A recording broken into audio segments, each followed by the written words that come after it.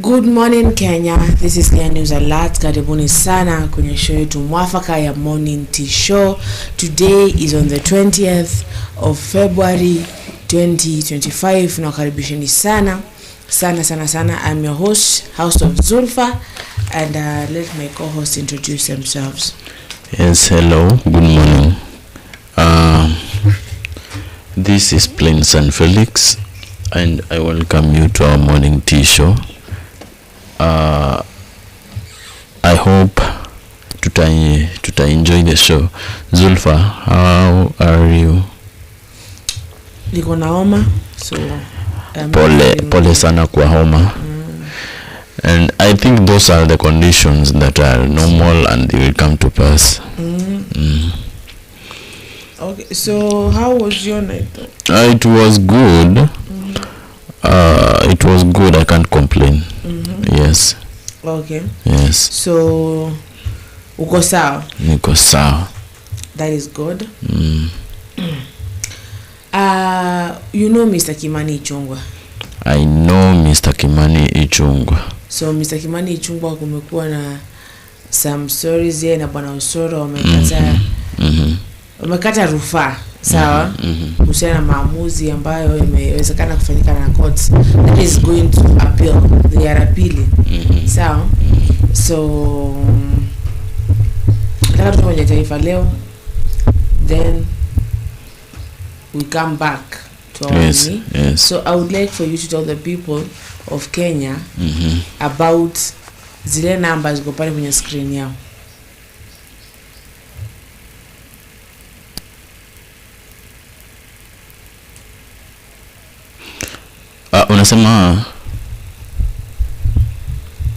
Unasema you tell the people about the numbers on the screen. What you should do? Numbers zenye ziko kwenye screen.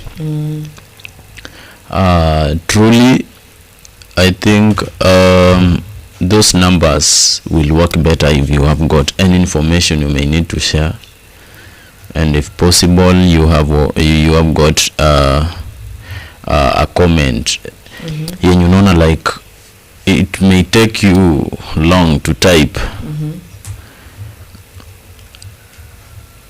Just call that number on WhatsApp, right?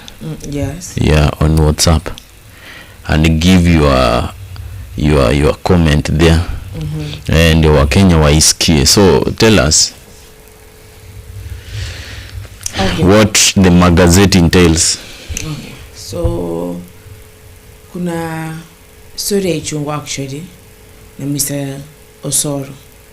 So that is what I'm going to read. Mzozo kuhusu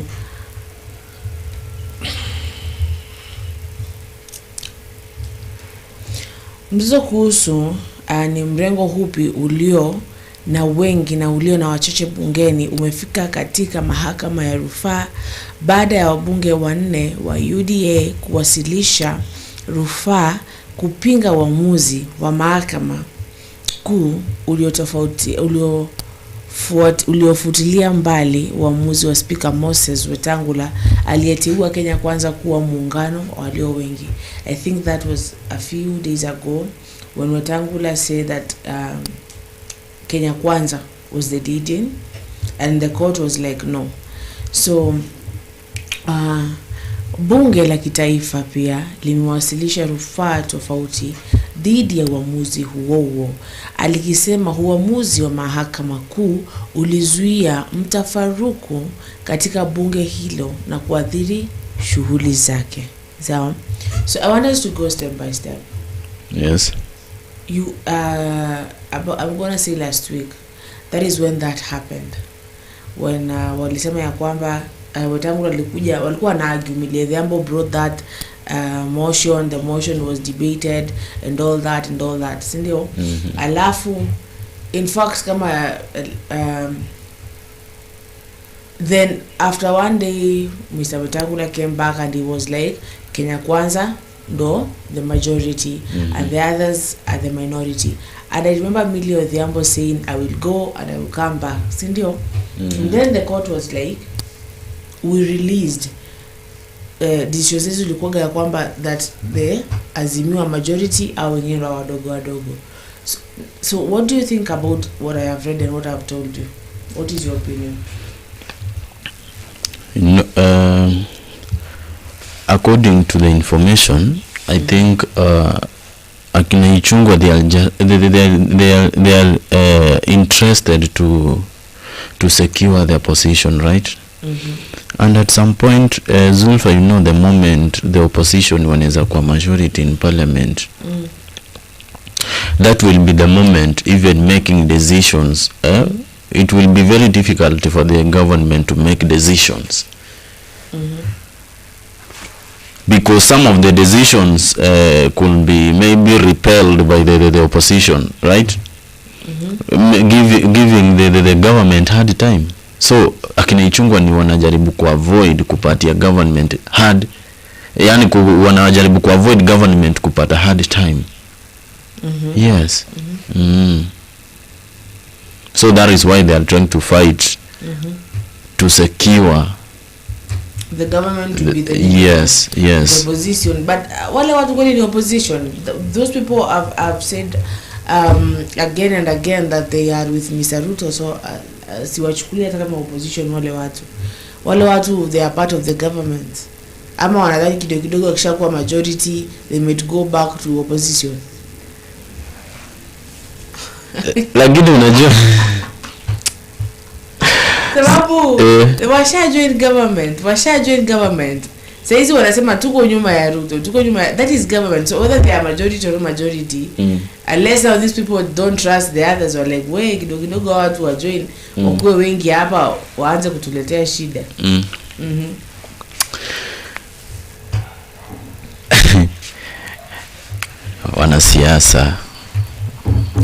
Wanasiasa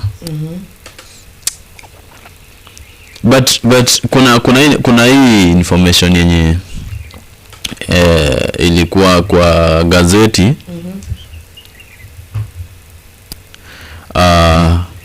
Wacha nikusomee usikie. Sawa.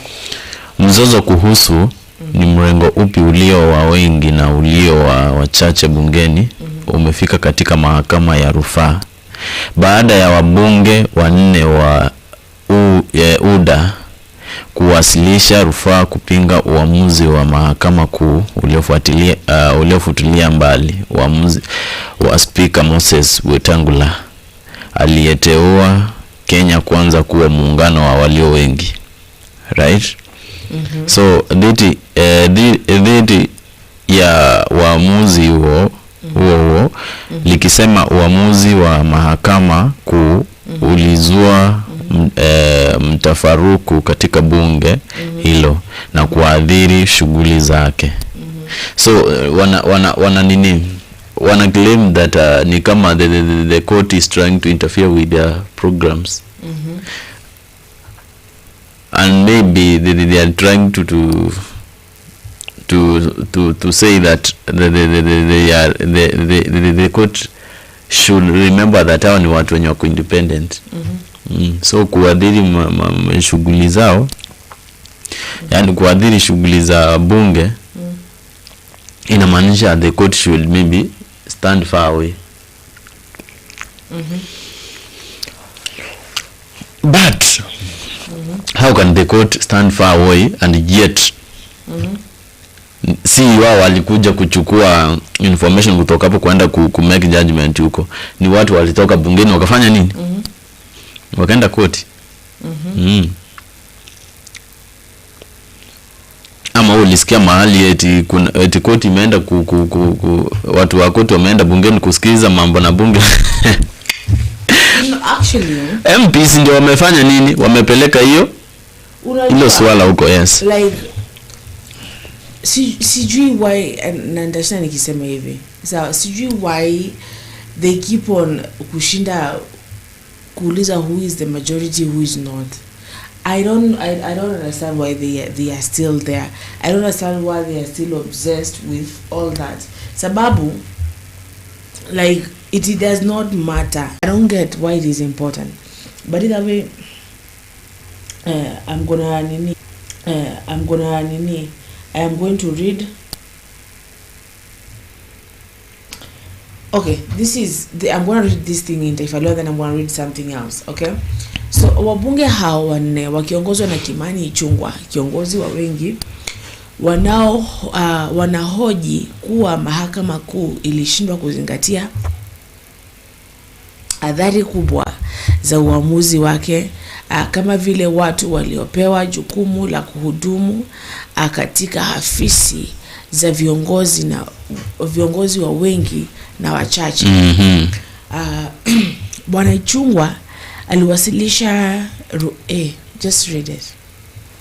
Pole. Inasema Bwana Ichungwa aliwasilisha rufaa hiyo pamoja na wabunge Owen Baya, naibu kiongozi wa wengi, Silvanus Osoro, kiranja wa wengi, right? Na Naomi Jilio wako, naibu kiranja wa wengi. Bunge la kitaifa na wabunge hao wanataka mahakama ya rufaa kesi isikilizwe kwa kuwa shughuli za bunge zimetatizika sana baada ya uamuzi wa mahakama tunaotaka isitishwe, right? Wakili Sandra Ng'anyi wa bunge la kitaifa alisema katika barua kwa naibu msajili wa mahakama hiyo.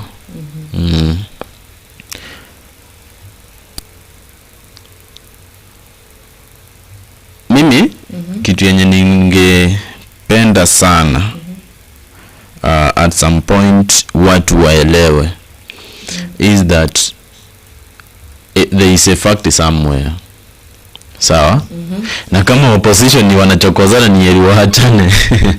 Si ndio?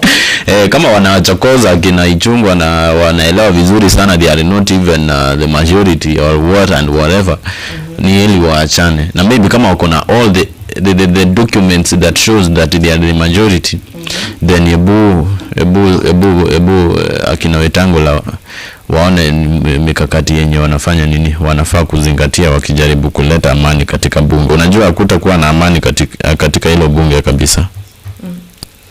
See, but the thing is,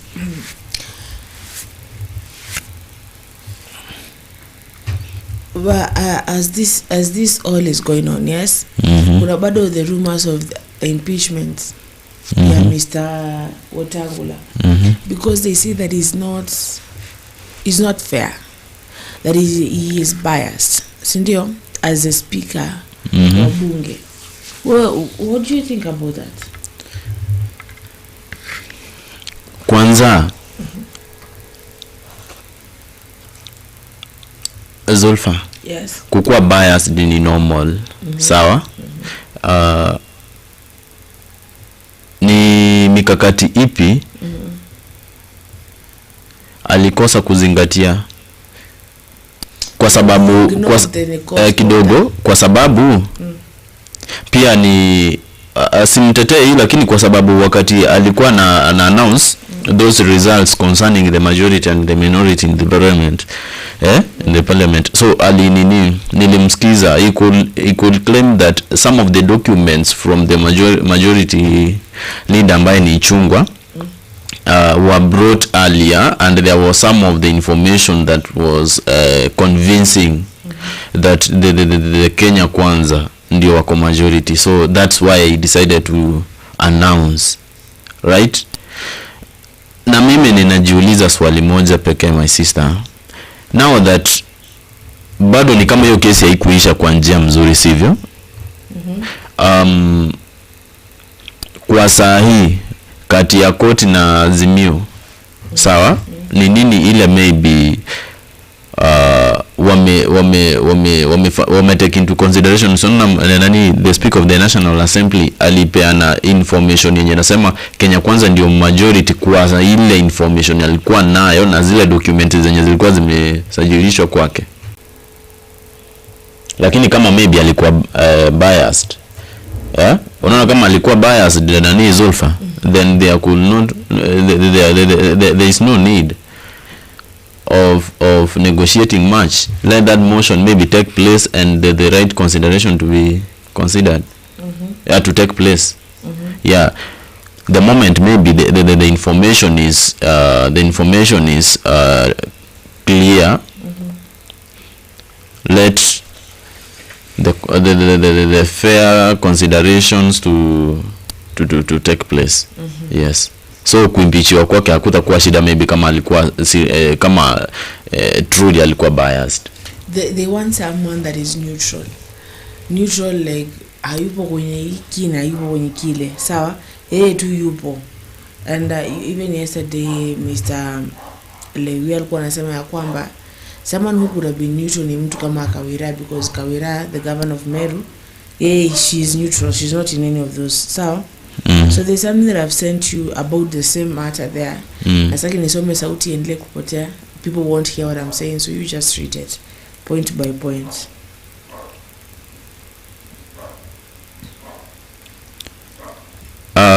Kidogo tu kuna vile wanasema kuwa uamuzi huo ulizuia mkanganyiko na mvutano kuhusu walio wengi na wachache, na kwamba uliingilia shughuli na utaratibu wa bunge. Sasa the information that came from the court, it could interrupt, and in fact it could interrupt the parliament. So kwenda hapa wanasema wabunge hao wameiomba mahakama itamke kuwa afisi zote mbili za uongozi wa walio wengi na walio wachache huwa na watumishi walio na kandarasi ambao kazi zao zinategemea viongozi walio ofisini. Hivyo basi uamuzi na mahakama kuu unahatarisha kazi za watumishi hao iwapo utekelezaji wa uamuzi huo hautasitishwa. Sasa wabunge ndio walisema. Akina nani, si ndio?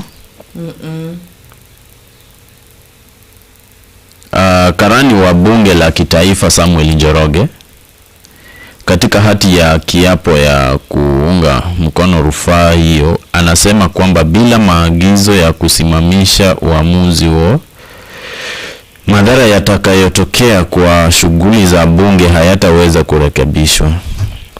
Bwana Njoroge aliongeza kuwa ingawa spika wa Wetangula alitoa uamuzi mwingine Februari tarehe 12 akitangaza muungano wa Kenya Kwanza kuwa mrengo wa wengi,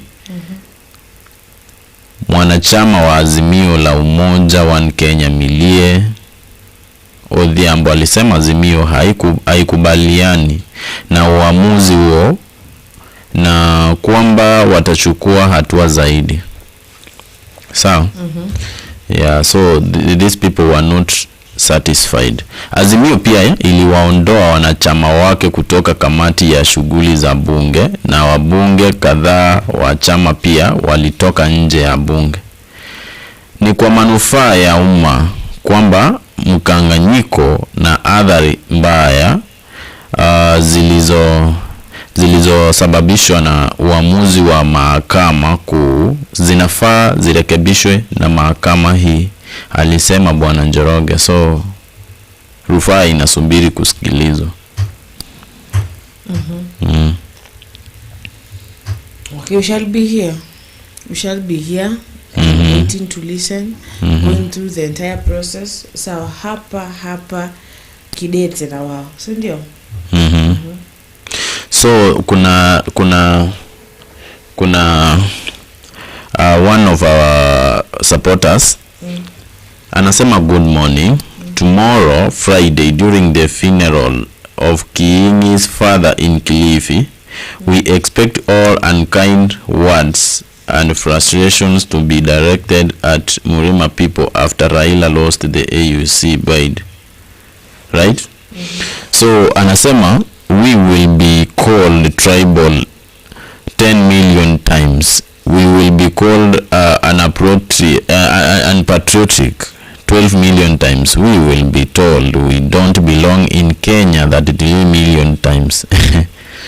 we will be reminded that they are in government to stay 14 million times.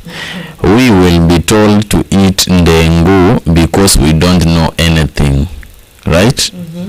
We will mention Raila Odinga 800 million times. They will sing that million times about how it is not Raila who lost but Africa, right?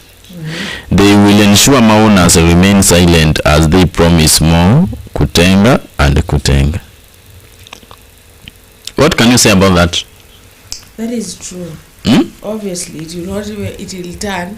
I mean, we saw Wetangula's mother's funeral. How they spoke about different things that wasn't even related to the funeral. Even no one was saying we knew Mama Wetangula, Mama this. It was Gachagua that, Natembea this and that person. So obviously, whatever they have said, it is true. Itabaki Raila, see how they lose in Africa.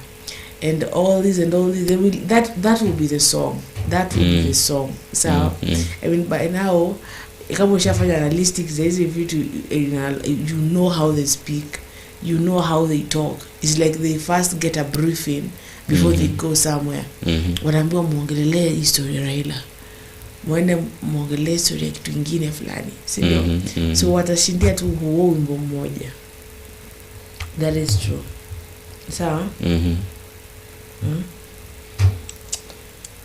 so meaning the zone in the air will be all about kujitetea na kutenga na kupromise. Yeah. And even yesterday I was looking at the news and I saw Mr. Ruto. Not Mr. Ruto. Actually, they were doing, because there's this challenge on TikTok of the way he says barabara ipite sijui wapi, barabara ipite sijui Ramu iende sijui wapi and all that. So there are some Gen Zs in TikTok, they are doing that challenge of dancing. So let me tell you something.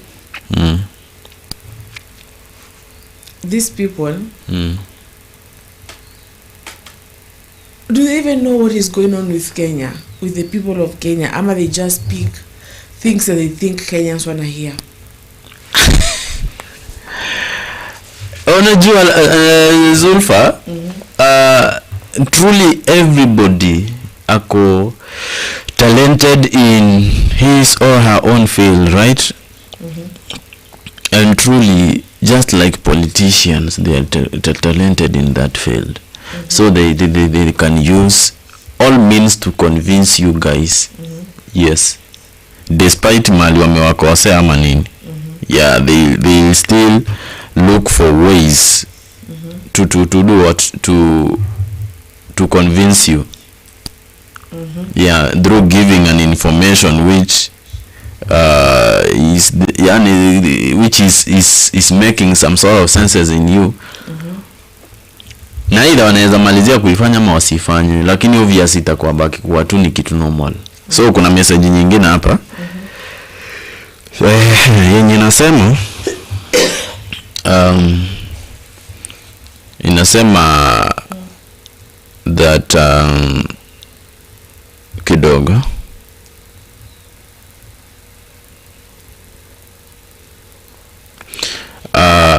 I think inazingatia the one of the topics we had yesterday, whereby Sudan lambas Kenya over RSF pressure. Ni pressure ama pressure? Pressure. So going forward, nobody will take Kenya seriously, because why is this Sudan pressure happening days after the AUC election in Addis Ababa? It means it is something that was cooking all along. As much as we want to project ourselves as a good nation, the world is watching and we are showing our true colors. Look at our intervention in DRC Congo, Sudan, Israel, Gaza, Haiti. Who is going to trust Kenya anymore? Dr. Peter Mbai, leadership and governance expert. there is another message here whereby Sudan lambasts Kenya over RSF pressure. We have violated the principles of international relations, right? Peace and conflict resolution, and we are on the verge of facing the consequences. There is a problem with our foreign policy. Why are we involved and messing in Somalia, DRC, Sudan, and Rwanda? It is not right. There is an issue with how we relate to other nations and handle peace and conflict in the region. This greatly contributed to what happened in the AUC election in Addis Ababa, because Kenya now faces a trust deficit. Dr. Peter Mbai, leadership and governance expert, ndio amesema hiyo.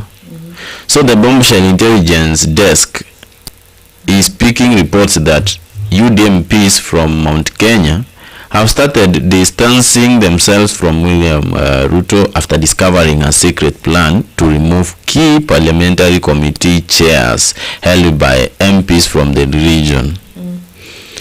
These positions are set to be replaced by MPs from outside Mount Kenya. For instance, budget chair Ndindi Nyoro will be replaced by Mwangi Mtuse. In secret meeting yesterday, these MPs accused Kindiki of failing to represent Mount Kenya and MPs facing Beijing. A woman representative from the region called Kindiki a flower girl who is only focused on his own stomach and not willing to challenge William Ruto over the Beijing. After Beijing, attention is now turning to Speaker Wetangula and the majority leader Ichungwa following Raila's AU setback. Raila Odinga is now demanding an extra cabinet secretary, 15 principal secretaries, and both the speaker and majority leader positions. Ruto has given him a nod. In the ongoing debates about Beijing and giving Raila more positions, no Mount Kenya leader, including Kindiki, has been involved because Ruto has lost faith in the region. Our agents have reported to us that Ruto is saying that Raila is enough for him to win 2027.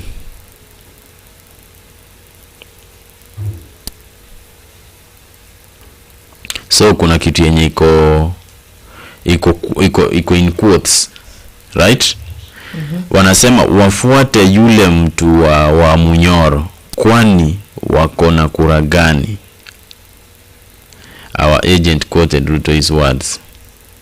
So there is, in the point number 5, there is a deliberate of effort by the government to create division between Nyanza and Mount Kenya. Our BID agent report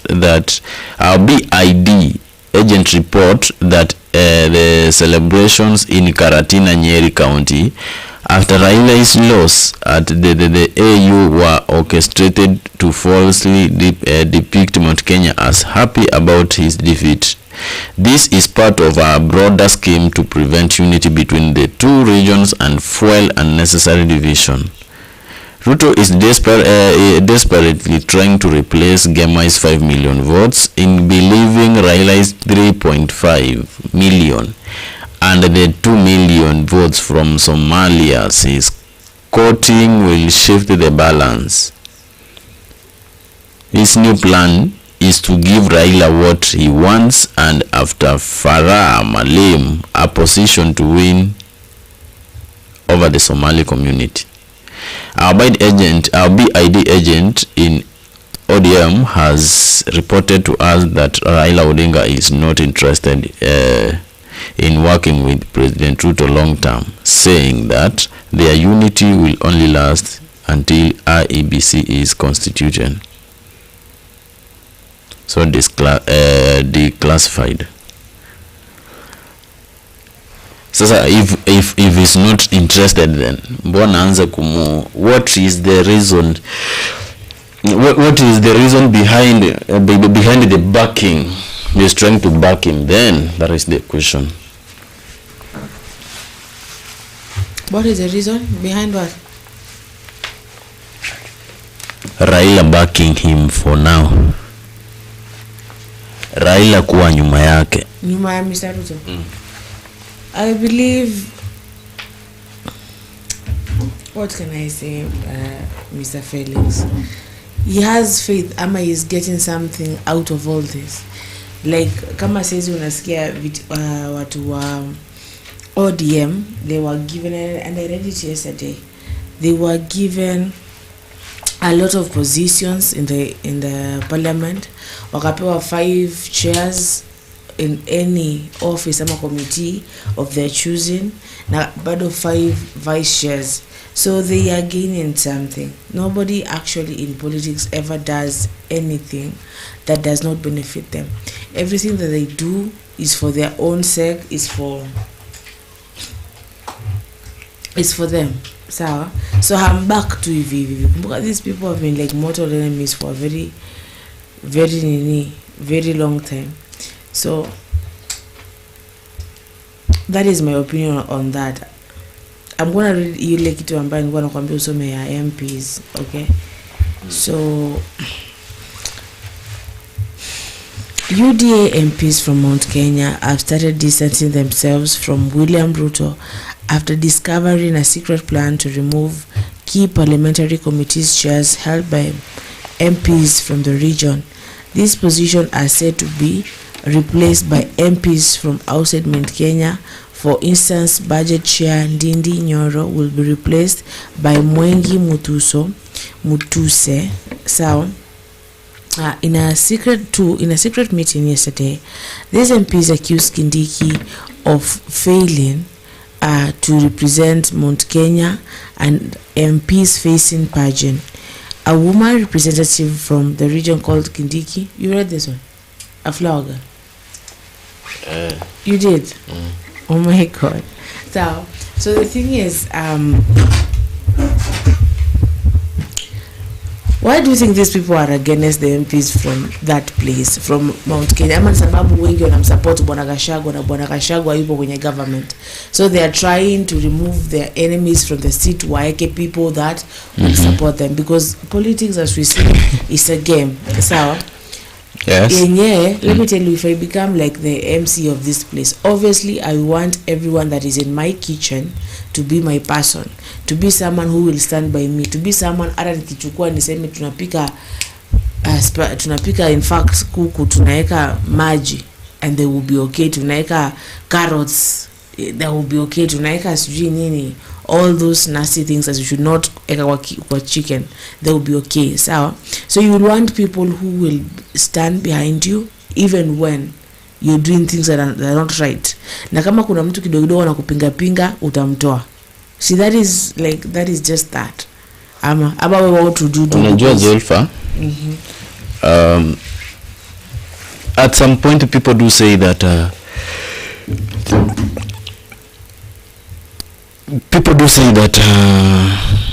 you can be against somebody, right?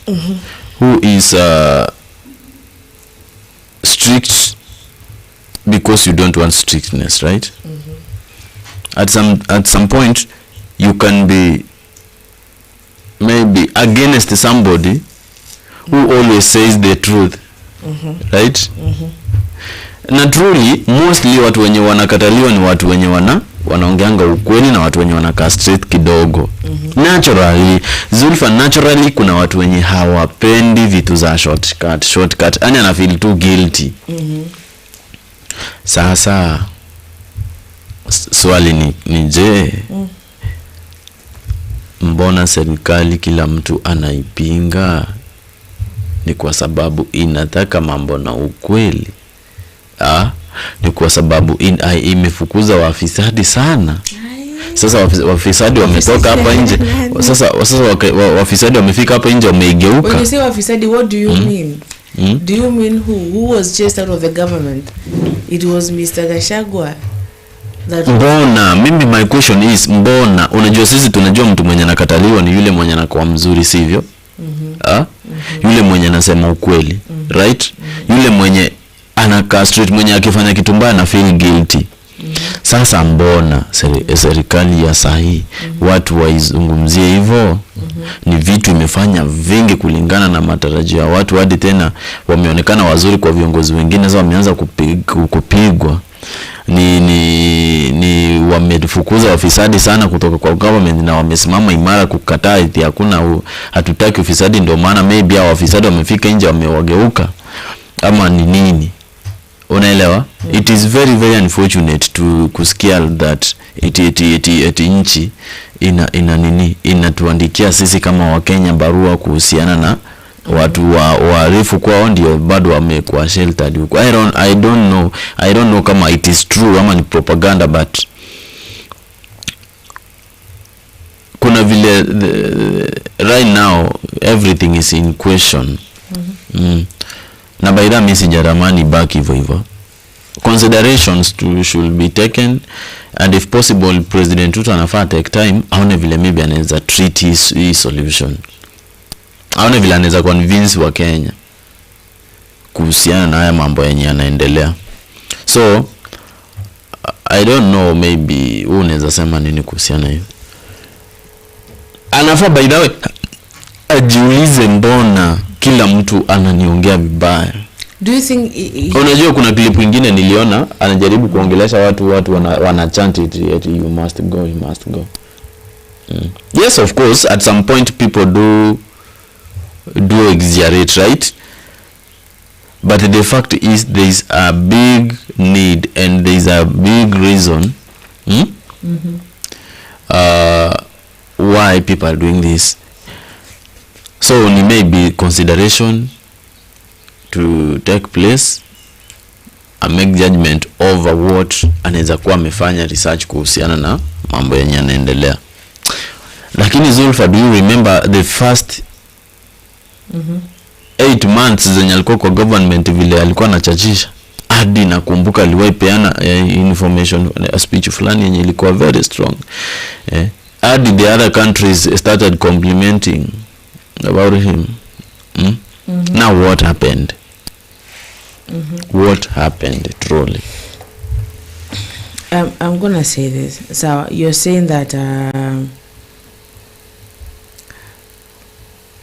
anafaa jiulize kwa nini watu wanasema he must go, si ndio? Felix, tafadhali nisije nikachukuliwa vibaya nikisema hivi, sawa? Like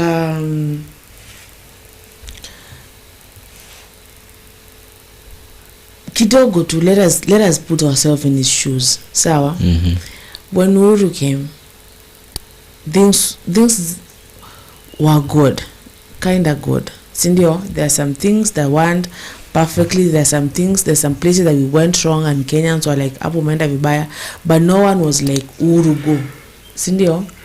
And then he comes, amepewa governance, amepewa hicho kiti, and kiko venye kiko, kuna vitu vingi ambavyo umeuliza vizuri. Wakati umepata kuna mess somewhere, you cannot fix it just nyumba mzima na within a minute or within a day. It will take time, right? Lakini sasa kama ina take time, mbona what will be the reason why what will be the reason why you may need to change everything, and yet you really need to work on what maybe was dragging. Sawa? President Ruto ingemkalia rahisi kubadilisha kila kitu at once, na hiyo ni kitu yenye kila Mkenya anafaa kuelewa. Kama kulikuwa na mess yenye the previous government iliacha, ku work on that mess until everything is now on point, it will take time. sawa. Lakini sasa na mimi nataka nikuulize swali. Ulisikia watu wakicomplain kuhusiana na mbona shi na sha, right? Kitu kama NHIF ilikuwa imeleta shida gani? Inaanza kubadilishwa, kwa mfano kuja sha, sawa? Now what was the main reason of doing that? Of them changing it to SHA? Yes, what was the main reason? That is a question that we've asked ourselves and we don't have many times, right? Many times. And uliniuliza ni lazima mtu, yani ni lazima mtu aingie kwa ofisi na abadilishe vitu immediately. Yani na abadilishe all the messages zenye zilikuwa hapo immediately. Now this is my question too. You want to make a move from where you think the country ilikuwa imeachwa. So you want to make a step forward. Right? What is the main reason unaanza kubomoa vitu zenye zilikuwa zishajengwa, sawa? Because you want kujenga vitu zingine upya, na maybe kuna vitu zingine zenye ziko pending zinategemea hata kulipiwa na hazikuwa zimelipiwa. Kwa mfano like you have got madeni the other side, haujalipa madeni but ni unataka kubomoa kwanza zenye tena zilikuwa zimejengwa ndio ujenge upya. It will now cost you a lot. Hapo sasa ndio itakucost a lot. Unajua ni kama upate nyumba yenye imejengwa, sivyo? Hiyo nyumba ni ya deni. Upate kwa kila kitu ndani, some of the aspects zenye zina make sense, wamekuwekea kila kitu. Tena unaanza kusema hapana, hii wardrobe iko vizuri, waache tujaribu kuitengeneza vizuri. The moment unaanza kutengeneza wardrobe vizuri, unapata sasa ndio tena umeharibu, imekwama kidogo. What was the main reason of maybe kuanza kuibomoa? Na the same time hata nyumba ijaisha na iko na deni. Umeweza kubomoa kurekebisha hii kitu yenye ukupata ikiwa fiti vile kulingana na your knowledge. Yes? Lakini unataka kuibomoa uitengeneze vizuri na the same time uko na deni yenye unafaa kulipa. Na hii kitu yenye unabomoa bado ina work vizuri. What is so vitu zingine, let me tell you the truth. Kuna mahali the chief advisors walifika waka mislead government kidogo tu. So hapo ndio president anafaa kutake so you're saying that the people were advising him wako vibaya? Yeah. What do you expect this person to do? Unajua Zulfa, let me tell you the truth. Ukiniambia Felix, I don't like your hair. Na mimi ninaona iko sawa. Sifai kukujibu tu immediately like sasa unataka ikaaje. I really need to listen to you. Ukiniambia like Felix, go and cut your hair short. Sawa? I'll try it because maybe it is a convincing request you have made over my own what? Over my own power. So I'll take into consideration. Nijaribu kufanya, kwa sababu nisiposikiza sometimes unaweza feel like ni kama ama mbali niyo ya kufeel like ni kama ninakudiminish, ninaweza pata like kumbe mimi ndio ninapotena sijui. So lazima nijaribu kutumia point yako. Na unadhani bwana president hajakuwa akisikia maneno like nikikuuliza sawa, why do you feel that people like hebu niambie wewe as a person, wewe as an individual, why would you want him gone? Why would you want Mr. President gone? Wewe mwenyewe why I would like him go away. Mwingine akuje. Na huyu sasa wacha nikwambie Zulfa. Yes. Mimi sijawahi tamani President Ruto eti nimtakia atoke kwa ofisi. Sawa? Chenye ninataka afanye ni kimoja. Atimize zile ahadi zote zenye alipeana kama kuna uwezo, sawa? Na if possible arekebishe as soon as possible those things that can be easily rectified. Yes.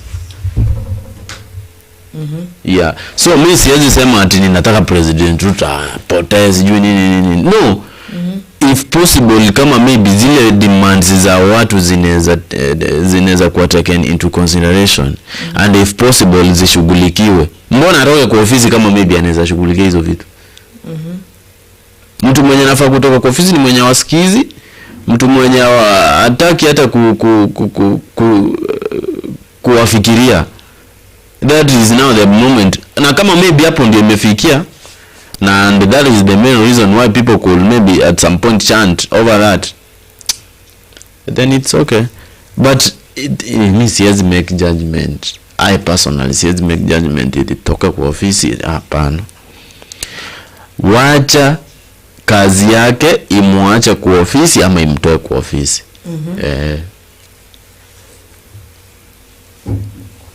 Wajua, so there was something that I was asking you. Nilikuwa nakuuliza. This person has been here for only 2 years. So, only 2. What change could he anaweza kuwa ameshafanya in 2 years? Only 2 years. Change, kuleta change Zulfa nilikwambia, yeah, of course inaweza take time, but pia si ile time yenye inakaa mingi. Wallahi. Wajua leo Sifuna alikuwa wanaongea kwenye Citizen TV. Sawa? Wakaongea mambo wakadha. They were talking about some things and ikaweza kumfikia, sawa?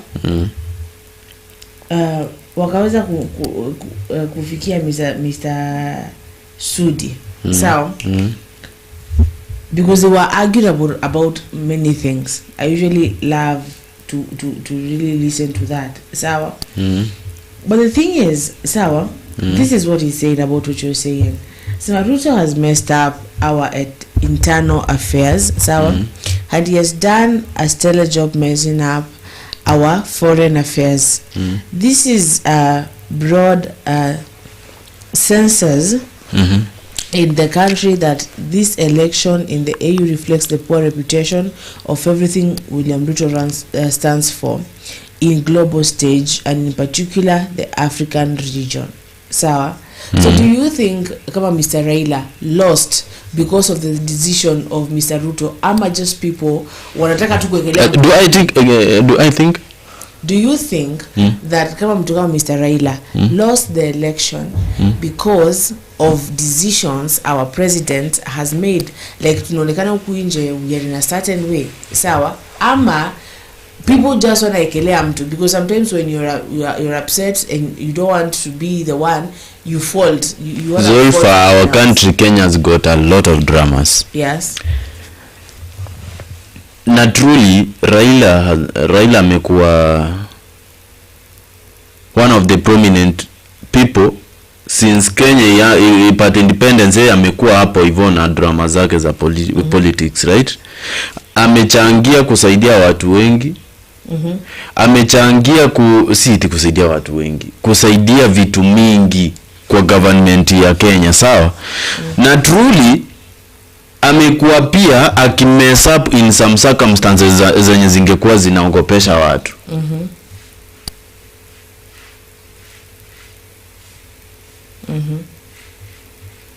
Unanielewa? Truly my sister, let me make you understand this. Uwezi niambia since Raila started his political career, hajai udhi watu. Sawa? So tusijaribu let us not try to assume that everything that happens that ever happened, right, ni vyote zilifurahisha watu. Na kumbuka the other countries from outside maybe could watch your politics if your country is more active in politics. Unajua kuna countries zingine hatuwezi sikia. Kwa sababu gani? Wametulia tu. Na politics zao haziko so active kama huku. So unaweza pata baby the other countries have been watching what is going on in the country and they could know that this person likes this person does this and this person is like this, so they can make judgment and they can judge you according to your deeds, what do you always do? Unanielewa? Kulus kwa Raila wale mapresident wote wenye walivote against yeye, si eti maybe ni wako wanajua eti Raila ni mtu mzuri. Raila has got a smart mind, has got smart brains, but ni ajue like kuna mahali alifika kaangusha watu.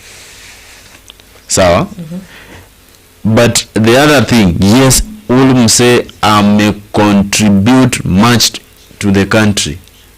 Unanielewa? Ame contribute a lot. Wacha tuseme ukweli, jamaa ame contribute a lot to the country. But kuna zile vitu simple. Unajua, let me tell you Zulfa, kama utakuwa mzuri aje.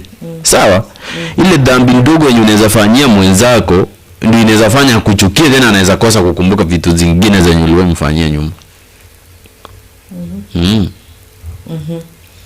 Apela mwana Peter asema good morning Zulfa and Felix, hope mko fine. Tuko poa. And then kuna Peter Kimante asema Zulfa and Felix, Funa said if you re-elect Ruto you are a mad person. That is what do you think about that? Maybe akona sababu kubwa. Maybe ni amejaribu kuona huyo Sifuna mahali yako, kitu ya kwanza anafaa kumbuka aje, si watu wote walivote kwa sababu ya matendo yake, ni kwa sababu ya promises. Na si watu wote wenye walimvotea kwa sababu okay, maybe other people just walivotea kwa sababu ya pressure, sababu wengine walisikia, ama kwa sababu walisikia yeye ndiye anasikika sana. Unanielewa? So voting to that guy, yes, it might be a mess, vile maybe some of the individuals could take it. Unanielewa my sister? But this is now the right time ya kwenda ku make the right judgment. After yeye mwenyewe kipindi chake cha miaka 5 imeisha, tujua aje huyu amefanya hii, amefanya na hii. Sawa? Alituangusha hapa, akatuangusha na hapa. So mali alituangusha na mali amefanya ni wapi mingi? Hizi zenye amefanya zitakuwa beneficial vipi kuja kwa society? Hapo ndio sasa the right considerations zinaweza take place. So atufai kulaumu eti mwenye alivotia president ni mtu mbaya, ama maybe yako fikiria ama nini. Hapana, wacha basi wale, yes of course ya watu kama ni kukubali wakubali eti yenyewe nao walipotea, ama wasema aje hatukupotea lakini kuna vile maybe mambo hayajatuendea vizuri, bado tuko na imani. But Zulfa, kuna vitu mingi zenye zinafanikisha siasa kwa nchi, na kuna vitu mingi ambavyo vinaweza fanya siasa isifanikiwe, na kuna vitu mingi at the same time ambavyo vinaweza fanya mafanikio yote sawa yasitokee kulingana matarajio tulikuwa yetu. Na kuna matukio mengi yenye yanaweza fanya hayo mafanikio yenye tulikuwa tuna expect yajitokeze. Tusikuwe so judgmental, but let us go deep into the details to know what is the main reason behind this failure, reason behind this achievement. Yeah, after the 5 good years ndio watu mnaamua kuimagine aje huyu mtu alitufeli for the first 2 years, now we are remaining with 3 years. Sorry, I mean this person has failed us for this the first 2 years, right? Let's have hope. By having hope, tuone ni nini inaenda kufanyika the remaining years. After the 5 years, that will be the moment you guys will go and sit down and make consideration and try to consider the person who you think will work better huko mahali mliona hakukuwa na mafanikio. Yes. Okay. So Juma yeye anasema Sifuna anafaa kukua activities afai kukuwa senator. In fact hakuna kitu amefanya hii Nairobi. That is what Juma says. So, and as on that point of yours, like there are some people who say they have seen what Mr. Ruto has done.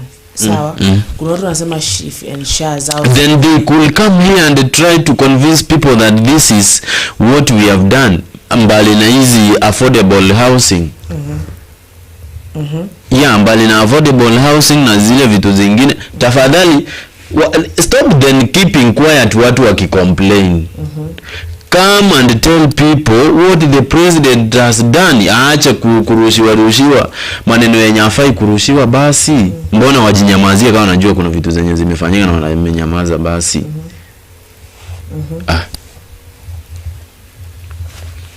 Sasa, but you didn't let me finish. Some people say that these people have been paid to say that their she's and sharps are working, that kuna maendeleo kwao, that kuna sijui nini, sawa. In fact mpaka saa hii sijui kama wale watu wa kulipwa ile bonus money, if sawa if their money ever came to their banks. I don't know if kama kuna mtu ambaye ametoka huko wamepewa pesa zao kweli, ambazo because I heard mpaka sahihi hawajapewa pesa zao, si ndio? So kuna watu, even we had someone here say, kuna yule Juma ambaye alikuwa hapa alisema yeye Chief and Shah zake zinafanya vizuri. You remember that? Zake zinafanya vizuri. Yeah, you heard. Alikuwa hapa alisema Chief and Shah zake zinafanya. Yeye haelewi mbona zetu hazifanyi, mbona za watu wengine azifanye, si ndio? Kuna watu wanasema kwa wamejengewa masoko, kuna watu ambao wanasema kwa barabara zimejengwa, I don't know, sawa. And then there kuna sisi wengine ambao tunasema hakuna kitu ambacho kimefanyika. Like wewe kweni from your place, what can you say that the government has done in that place? Ukianza shule, uende hospitali, uende barabara, uende sokoni, hebu tell me. Unaniuliza the current government ama? Yes. What has been done to your place? Zulfa. Unataka niongee ukweli? Obviously. We're not here to lie. Mimi hata sijui imefanya nini though. Na kama imefanya sijajua. Sawa? Kwa sababu mali ninatoka nayo.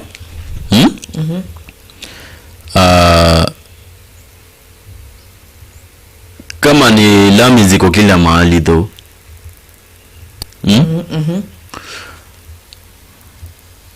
Kama ni mahospitali zipo, labda nijue madawa hayapo ama yapo, sawa? But ikifika upande wa nini? I wish ungeenda straight to the point specifically. Nimeuliza swali rahisi sana. Hilo ni rahisi. The government. Acha kwanza. Hakuna swali lenye linakuwa gumu. Ndio nauliza, yani wewe sema. Kidogo my sister. Hakuna swali lenye linakuwa ngumu. Right? But pia ukiuliza swali lenye linakuwa rahisi, lakini halina majibu, ni vigumu kujibu. Halina majibu aje? Umegeneralize in a way like by the way umeniuliza vizuri, but the fact is home mali ninatoka, some of the facilities zipo. Truly zinafanyika na serikali. Ni za government. Hapana, sio hii. Sasa question I'm asking. What has been done in your place by this government? Ugaenda sema hii serikali na Ruto imefanya. Yenyewe mimi hizi vitu zenye ninaona huko ni zenye zilifanyika kitu kama up to 2022. Lami ziliekwa, hospitali zilikuwa improved, sawa? Shule zipo zenye zimejaribu kutengenezwa.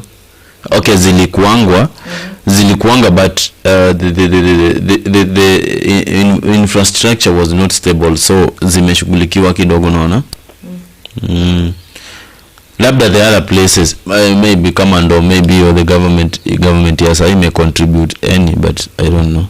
But I remember even this at the beginning of this this year they could say that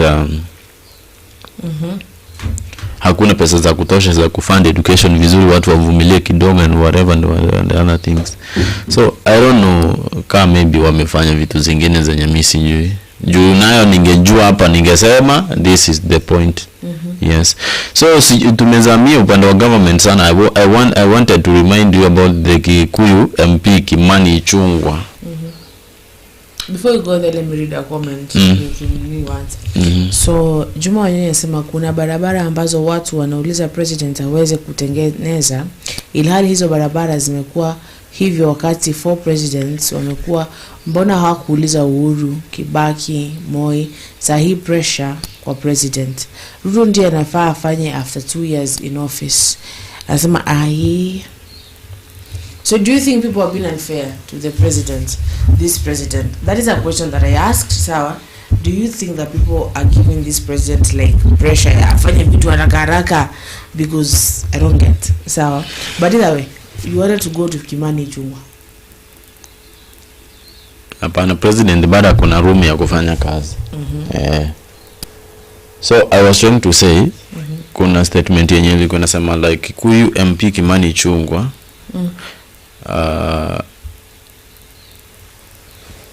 who has served as the majority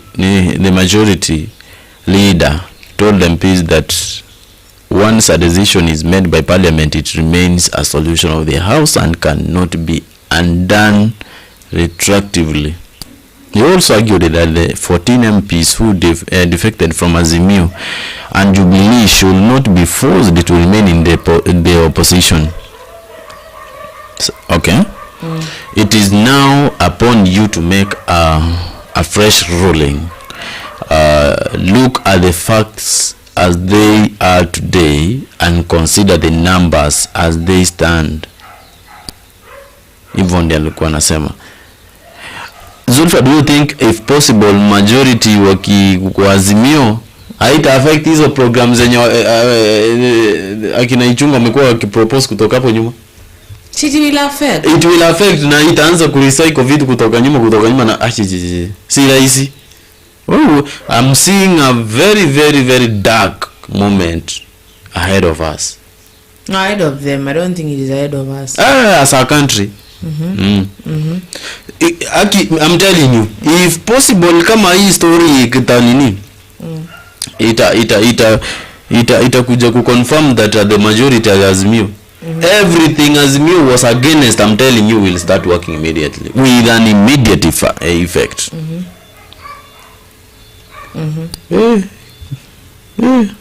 Lakini Zulfa nikuulize, yes. Is Kenya politically stable?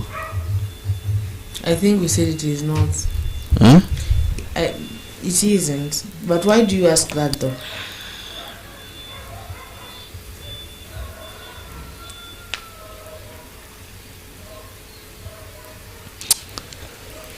Asini vile ninaona sasa ni kama mimi sielewi. I don't understand. Let me tell you. Aki means akwambia I don't understand the political scene politics in Kenya. So you look at it and you're like, unaona watu wako like, you see how I get even confused when you start thinking about it. Because kuna huyu, kuna yule, kuna hichi ambacho kinataka you don't get what is going on. Sawa, kuna hawa wanakataa president, kuna president ambaye asikizi watu wake. Sawa, hata in fact you talk and it's like the words are just like ako like fiti wenye bongeni tu, unaona. Then kuna watu kama kina Sudi, then you don't even know who is the opposition at this point. Sawa, you don't know anything. That is the thing. Sawa, Peter anamwambia at Juma Sifuna is just the only sober senator in ODM, and that one I would say yes, that person speaks. Sawa, anabonga venye anabonga, of which let me ask you, kusema mtu anabonga ukweli. Sawa, is it ebu continue. It is very confusing at times. It is, you can't get it because people are there in the parliament fighting for who is the majority while things for the Kenyans are not working. And as I usually say, I love that woman who stood up and said that we should finish the issue, we go back so to the things that we should be doing for the people. Remember, we came here for the people. We didn't come here to argue about nonsense. We didn't come here to argue about things about society, because when it is inajalisha nini who is the majority ama is not the majority in that thing. Who cares about that when you don't have medicine kwa hospitali, when you do not have tuko na issues kama ARV sasa hamna. Sawa, wanafaa kuwa na car. And even Mr. Kenyatta said rather you should be working to think hizi vitu hazikuje mtafanya aje, not arguing about vitu kama hizo. What is that now?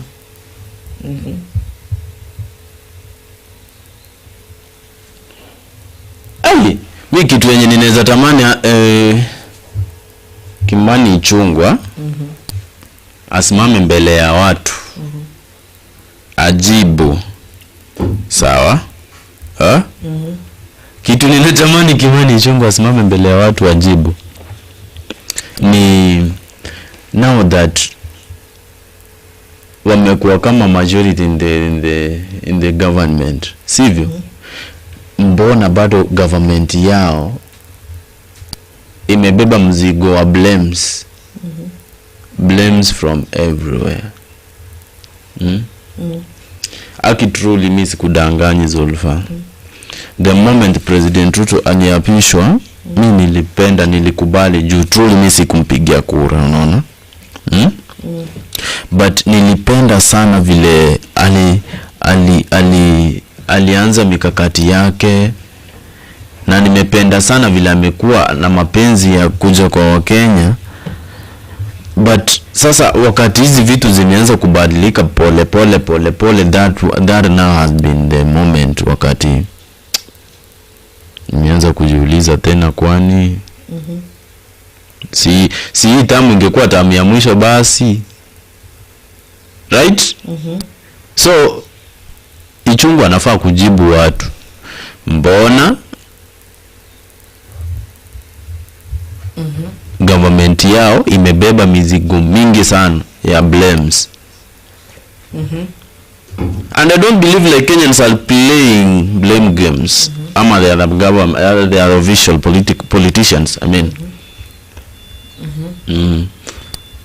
I don't know whether they are also playing some of the blame games kuwasumbua. But mbona sasa unajua unasema this Kichungwa person, but so do you see how this Ichungwa ndio unajua, Ichungwa ndio anaongea sana, Ichungwa ndio anaongea sana. Sawa. But do you know, sawa, like they are wasting time. They are wasting time, they are wasting resources, they are wasting, wana waste, sawa? Because Mkenya sisi anajali land majority when life imefisha Mkenya. Do you think they care? Ama they want things to be done? Wanataka maji boreholes zichimbwe kwao, wanataka stima ikue kwao, wanataka wakenda hospitali wapate madawa na chief and shaz and all those jargon zifanye. They want things to work. They don't want to know who is that. Unaenda kwa appeal what? No, what? Mkwapa mkisema mwongezwe sitting allowance for what? Because the more you people are doing this time na waste time, the more sisi we are being taxed. Sisi tunafinywa ndio nyinyi mfanye ujinga mna hii sarakasi ambayo mnafanya miaka 5 ipite. Murudi sasa kusema sasa tushajua ndo majority sasa. In fact sasa kitu imebaki saa hii offices za sijui pale, and then time is going and tunabaki pale Mkenya common mwananchi anabaki pale. So I don't care who is the majority. I don't care Ichungwa whatever. Were you elected to be the majority whatever? So why what's up bro? Fanya kazi ambayo ilikupeleka huko. Au kwenda kusema watu baadaye ni MP wa wapi? Felix. Kichungwa ni MP wa wapi? He is from Gikuyu. Which I don't know. For the mimi najua ni kutoka Gikuyu. Kuna information hapa nataka kukufanywa elewe. For the 14 MPs in question, hao wenye wanafanya like sasa wanawapatia aje? Wenye wanawapatia pressure, wenye wanafanya Kenya Kwanza inapata pressure. So those 14 MPs in question, what should happen is to establish whether they followed the correct processes to live as the Azimio coalition, right? So Ichungwa insisted that past decisions of the House remain valid despite the court ruling. Hivyo sasa tuseme at some point when the court can clash with what the legislature, wanaweza koseana heshima. Si ninakuuliza? Yes. So hiyo si ni kukoseana heshima. So decisions of the House are decisions of Parliament, and the court ruling has no bearing on past resolutions of the House. As much as I respected the court's decision, he strongly disagreed with it. Whereby he further noticed that out of the 34 prayers presented by the petitioners, the court only granted one to annul the speaker's ruling.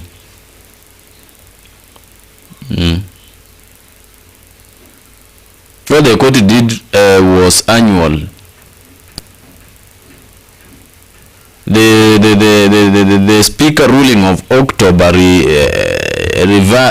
reverting us to the status QUO. Hiyo ndo nini? As for August 9, 2022.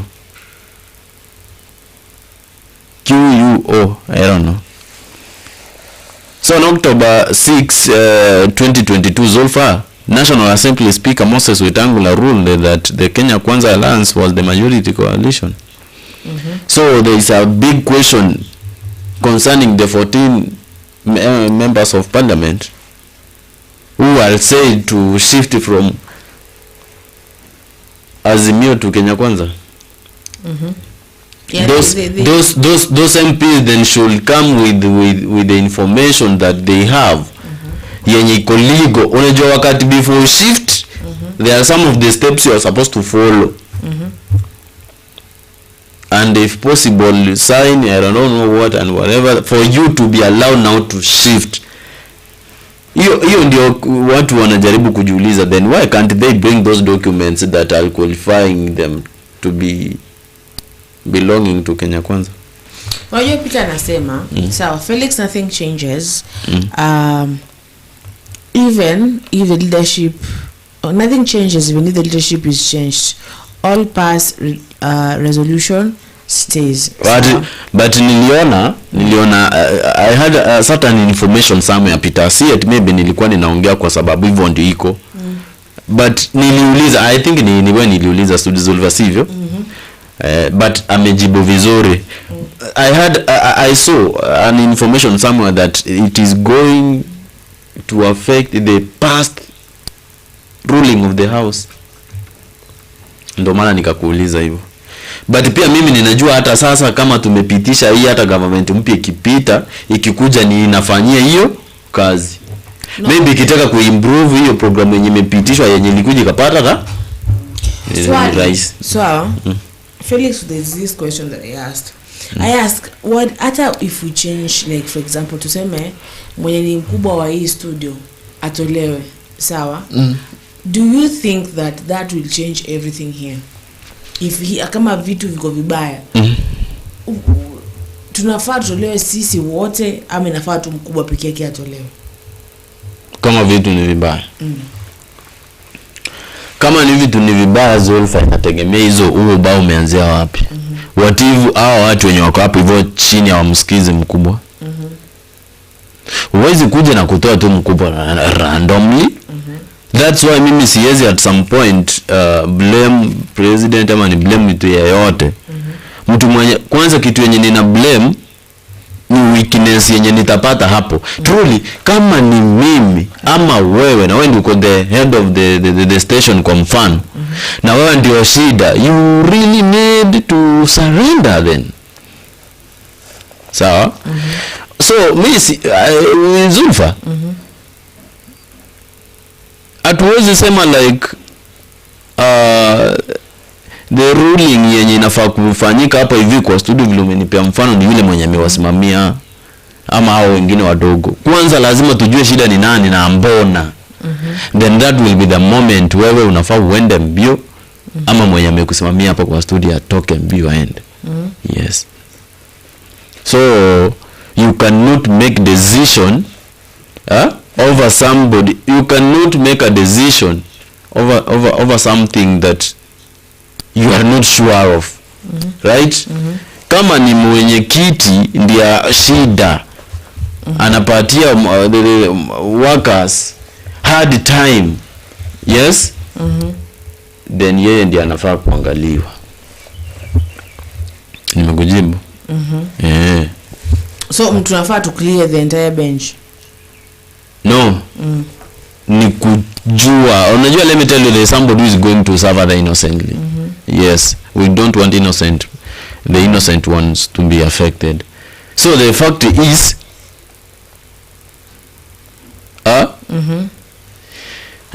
kuja kama ni kwa hiyo station, omba document za supervisor ama manager, omba document za employee.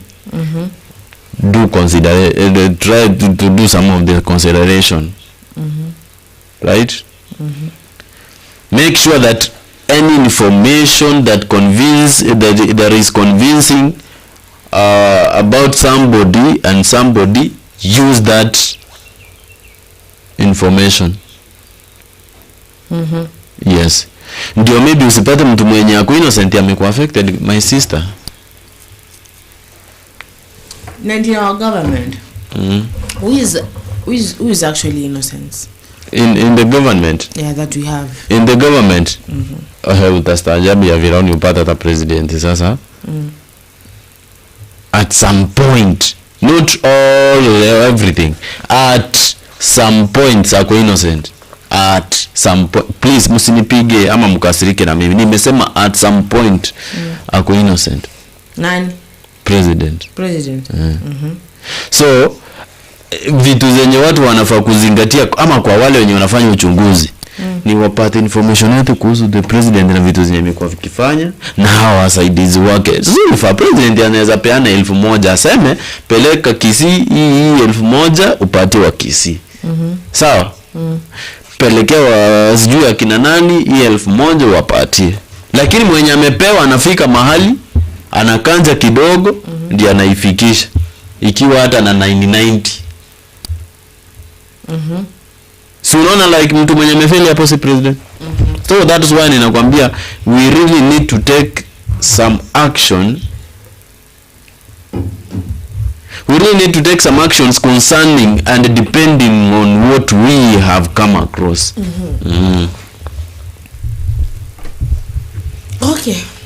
Okay, so hayo ndo maoni yako. So yesterday, Mr. Rigathi and Mr. Kalonzo had a meeting. You know that? Walikuwa na meeting? Yeah. Ndio sijajua ambapo tunaweza ongea. But a very harsh meeting. They haven't hawajatoa pressure, hawajaongelea walichokiongea huko because they have decided to move in silence. Uache kuongea sasa, ufanye mambo yako chini ya maji. Sababu the more you speak, the more I know your next move. Do you know that? Sometimes you need to shut up. When you're shut, we don't know what you're thinking. Sindio?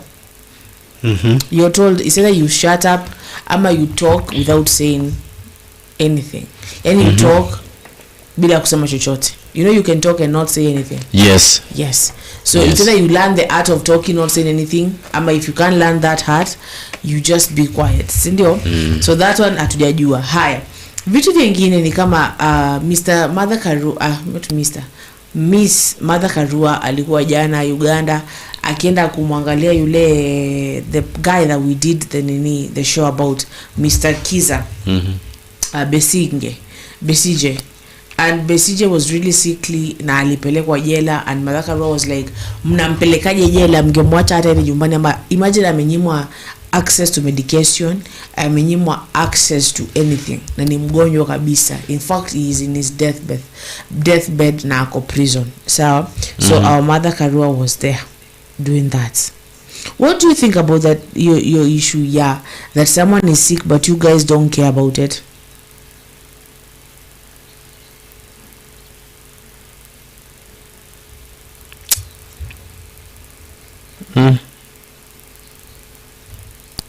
Zulfa,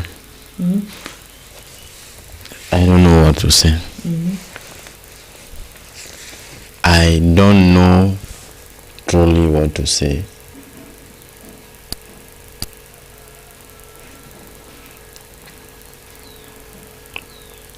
I don't know what to do. I don't know what to say, Zulfa. Truly.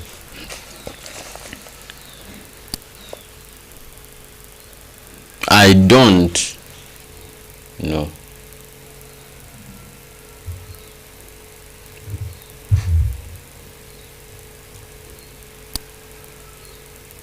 You're good.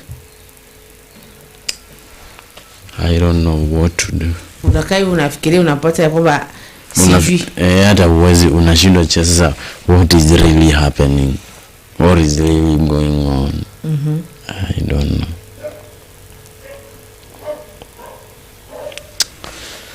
Anyway,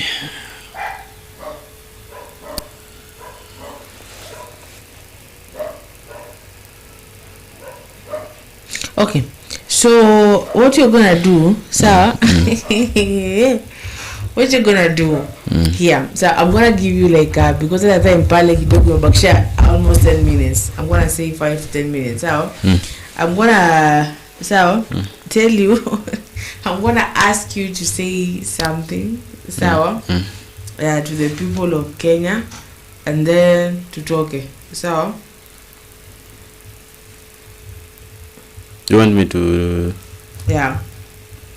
To tell people of Kenya something. Hey, hello people of Kenya. Zulfa ameniambia niongeleshe people of Kenya niwaambie something. Let us not play blame games, right? So Azimio wote na Kenya Kwanza tusijaribu kuplay blame games. Ikifika time ya government, si time ya government, time ya election, tuanze kusema like si mnakumbuka watu ndio walituzuia hivi na hivi na hapana. Mwana Zulfa. Mani anje.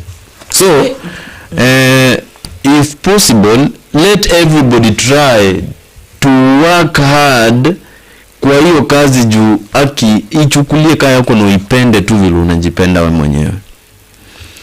Tuachane na mambo mengi, if possible tufanyie wananchi kazi yenye tulikuwa tumewapromise. Si eti Ichungwa studio. Hapana, hizo vitu haziwezi zikatulisha sisi. Hazitulishi. Sisi shindia. Fanyieni wa Kenya kazi. Fanyieni wa Kenya kazi. Kufanyia wa Kenya kazi will never cost you. Yeah. So that is what you can say. Yeah. Okay, say your name there. This is Plains and Felix, and I really appreciate you guys for joining us. Lakini tuombea kina Ichungwa, tuombea kina nani? Yule wa Osoro, tuombea kina nani? Yule wa Azimio. Nani? Anaitwa nani? Baba. Kuna yule MP of minority mwenye anasema of minority. Somebody I don't know. Ile jina unajua la Kiislamu la kwa ngumu. Junes. Huyo. Ni Kiislamu sivyo? So let us try to let me tell you something. Sawa? Hakuna mtu ambaye ni Muislamu. Muislamu is religion. Sawa? Ni religion kama venye you're a Christian but your tribe is not Christian. Your tribe is not Christian. Sasa si jina. Si jina lako pia ni Felix.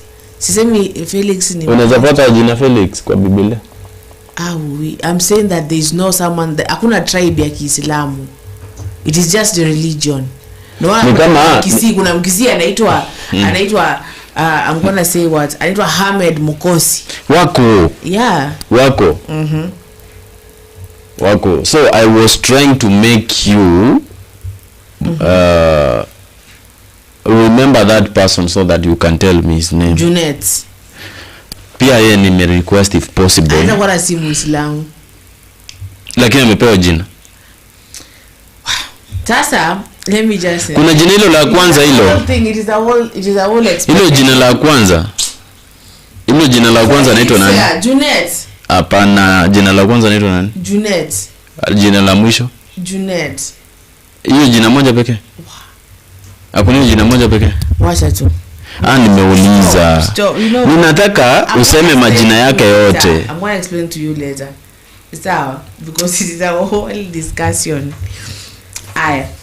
Sasa, I'm gonna second whatever you have said, that you people ataki kusikia timenda sijui mnakuwa famous na maneno wakadha ambao hata hayaeleweki. We want you to work, we want you to do the job ambayo mlipewa kufanya. Kwanza wa avoid kitu inaitwa blame games. Kublamiana hapana. Sasa kila mtu akimind business yake akiwala hata uweze kumbuke nyinyi ndio minority ama nyinyi ndio. As long as zile resources zenyu unafaa kupewa upeleke kwenyu kwa account ya home, kwa constituency yako umepewa, please jaribu kufanya kazi. Yes, na truly kama if this issue ya majority na minority na vile Kimani Ichungwa wanajaribu kupigana hivi na maybe wanajua wanapigania kitu yenye si yenye wanafaa kudeserve. Yao ya kuje mbio ya part. So to avoid mambo mengi. Anyway, thank you so much guys. This is Plains and Felix. And this is House of Zulfa. Tupatane hapa saa 6 where we'll be talking more of politics.